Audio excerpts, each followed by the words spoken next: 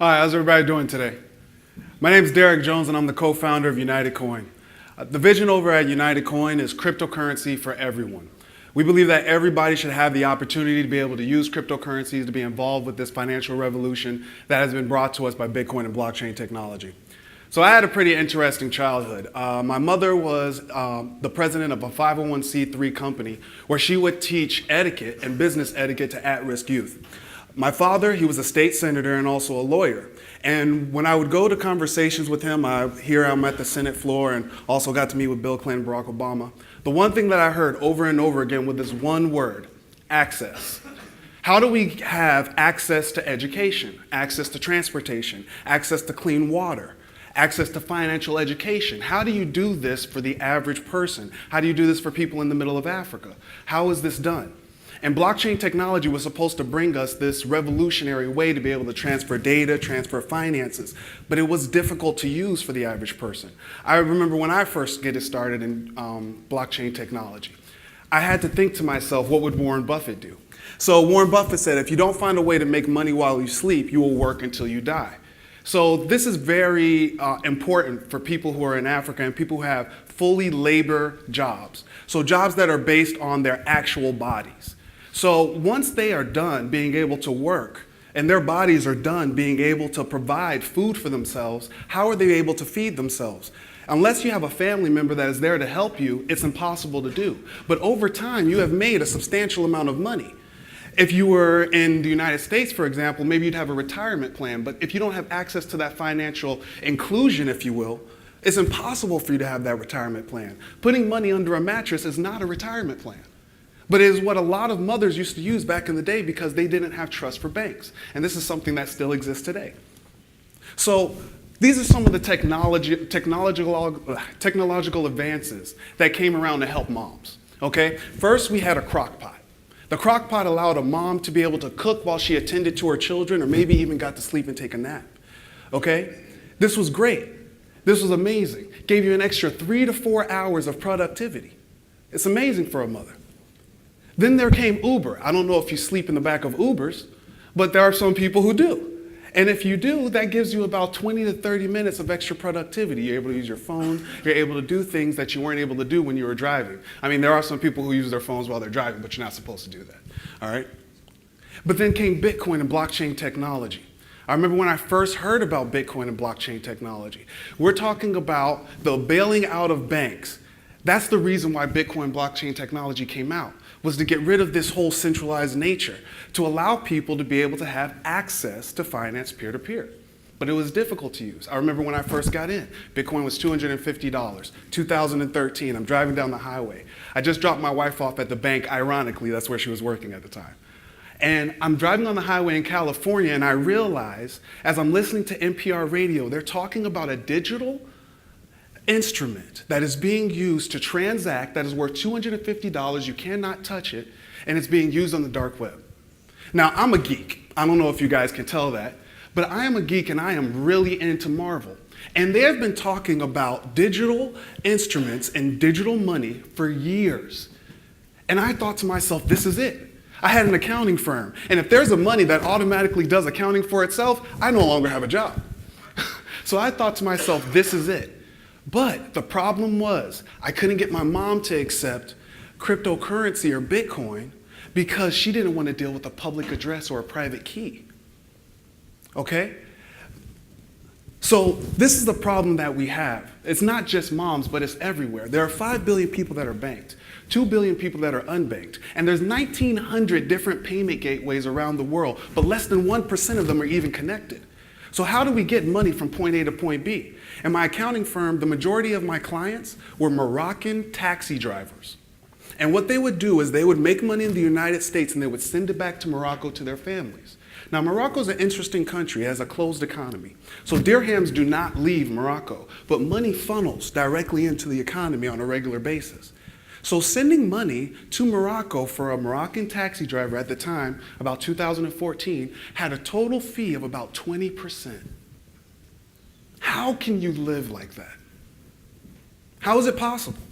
That extra 20% is literally almost an entire week of food for their family. How do you live doing that? It's almost impossible. So we thought to ourselves, what is the common denominator for every human being on earth? You got here through your mom. So a solution for mom is a solution for everyone. Mom is the one that brings home the groceries. Who pays for it? Mom. Even if you make money, sometimes if you live at home with your parents, you give money to mom. So mom has to be able to use the money.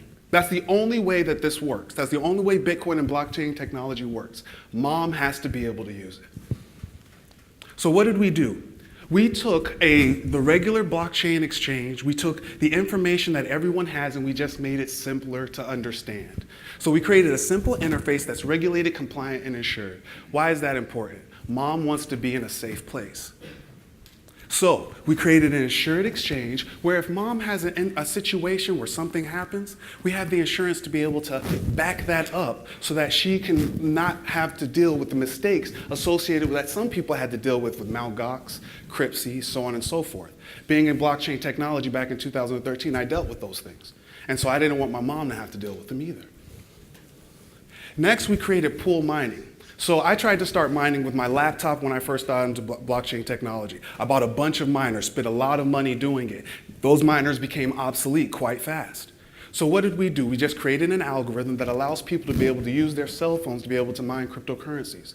Now, does it make a lot of money? It makes about $1 a day. For an American or a European, that may not be a lot of money. But for a person who makes $1 to $2 a day, that's a huge difference in their lives. And this is very simple to do. It's literally opening up a browser on your phone. Next, we created UnitedChain. So I'm making cryptocurrency. Now what do I do with it? I allow it to be able to trade for and make a little bit more money for me. I'm not going to put everything in there, but I'll put a portion in there. And using bank-level trading signals created by my co-founder is Hassan Lalou. He worked at the largest trading derivatives desk in Africa. And his technical analysis is what we use here. So we democratized that technical analysis and that financial inclusion. And we allowed people to be able to use the same trading signals by API. And now you're able to benefit from this information, this education, this access. Then we created a debit card, or not created a debit card, connected a debit card, an international MasterCard. So anywhere that MasterCard is accepted, you're able to spend your cryptocurrencies. You're also able to take cash out of ATMs. Again, access, allowing people to be able to integrate with the current legacy systems that already exist out there with what we have in the future of finance, of blockchain technology. Then we created our own cryptocurrency called the unit. Now, why is the unit important? Banks have been making money for years using our money as a support system. Literally, they make $10 for every dollar that we put inside of a bank, especially in the United States. So we've been bailing out banks for this entire model. But banks make money with our money, but we just don't know because we're paying them to hold our money. There's negative interest rates, there's fees for overdrafts, and overdrafts can be stopped, but they're allowed. So what did we do? We created a banking system that is owned by the community by using blockchain technology. By owning units, you get profit sharing. 20% of the net revenues every single month we take those and divide it amongst the members. Then we have a savings account. If you want to save your units, and let's say you're not one of those people who has a high risk mentality, I want to just have a low risk profit, I'm going to go ahead and put money in my savings. I can make 2% per month, a very simple monthly percentage yield. Still better than most banks are able to provide you. So how do we do this? We have a great team. Myself, Derek Jones. I told you about my co-founder, Hassan Lalou. We have Rita El Kasri. She actually worked at IBM on the largest blockchain technology project between 7 of the largest banks in Europe, and she left there to come work with us. And Raleigh El Kasri, I just call him our boy genius. He's actually 21 years old and knows how to build about 3 different kinds of blockchains. Very, very smart young man. Our advisors are incredible. We have the director of Plug and Play from Mexico. We have my father, former state senator. We also have the team from Great Florida Bank. Now, why is the team from Great Florida Bank important? They hold the US banking record for getting a bank to $1 billion in assets the fastest. The record before they started was 5 years. We did it in 18 months.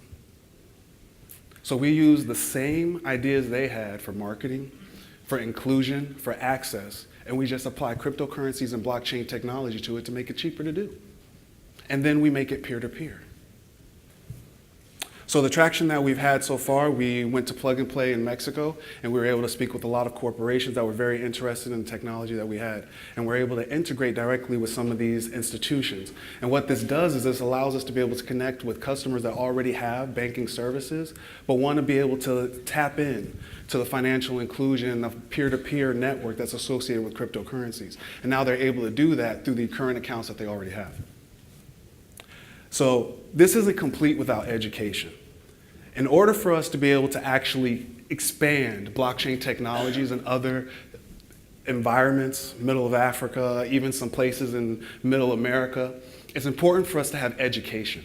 So it's amazing what University of Nicosia is doing with their online education programs. And we become an agent of the University of Nicosia to actually spread what they're doing to other environments.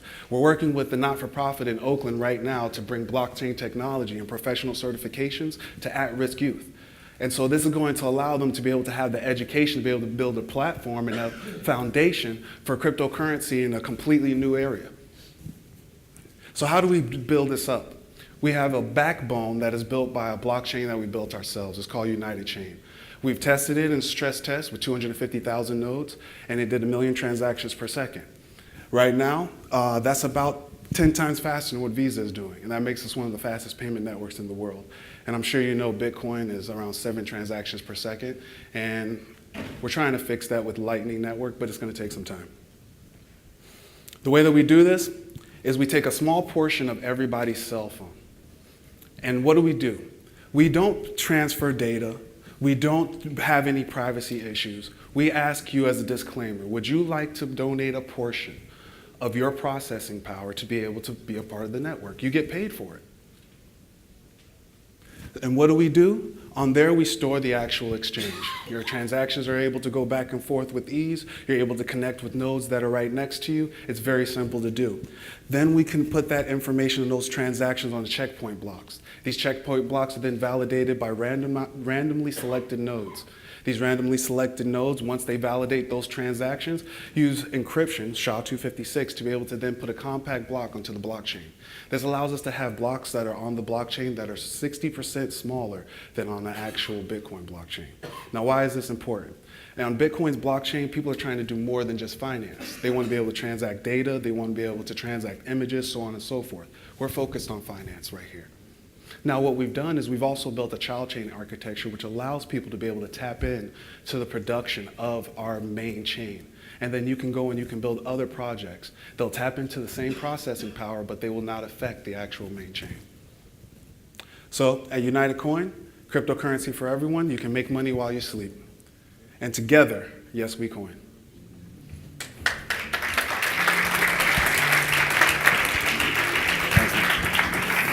Thank you very much, Derek, for introducing UnitedCoin to us. Any questions? Any questions? No. Okay.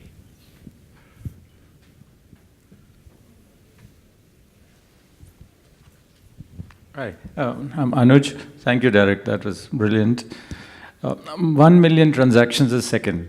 So does that come from the computing power of all the mobile phones that you're seeking? Or is it that just adds on to what you've already created?